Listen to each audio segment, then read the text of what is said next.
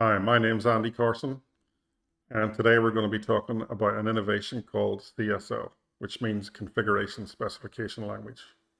Last year, Gartner published a paper about the digital transformation of discrete manufacturing industries. We have used the challenges posed by Gartner as a foundation for a practical solution, which we call CSL.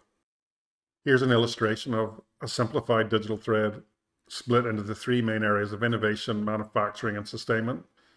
Reference data, by that I mean designs, design changes, and other technical publications should flow down the thread from left to right. Operational data generated by fielded equipment should flow from right to left. CSL is a human and machine readable language that facilitates these data flows. And because it's text-based and precise, it offers an intriguing entry point for AI to help manage these data flows. In many cases, the amount of data being generated by both sides is too massive and unmanageable to be dealt with by humans. CSL requires a CSL processor to fully integrate it into the digital thread.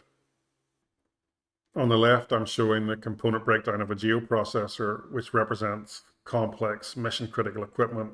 On the right is a digital model of the same information described in CSL, including part numbers. So here's the exact same CSL in an application called Viper.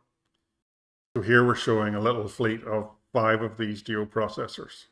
You can see the colored flags here, which shows the configuration state. And there's something wrong with this second one. We'll have a quick look at that. So here's a complete breakdown of it. And you can see the CPU is missing from the motherboard, so it's non-mission capable. So what we're going to do now as an experiment is use AI to modify the CSL to simulate something like a service bulletin.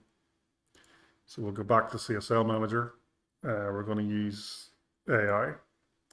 I'm just pasting in a very simple technical directive. It says change the item number of the NUC rack from the existing part number to a new -A part number.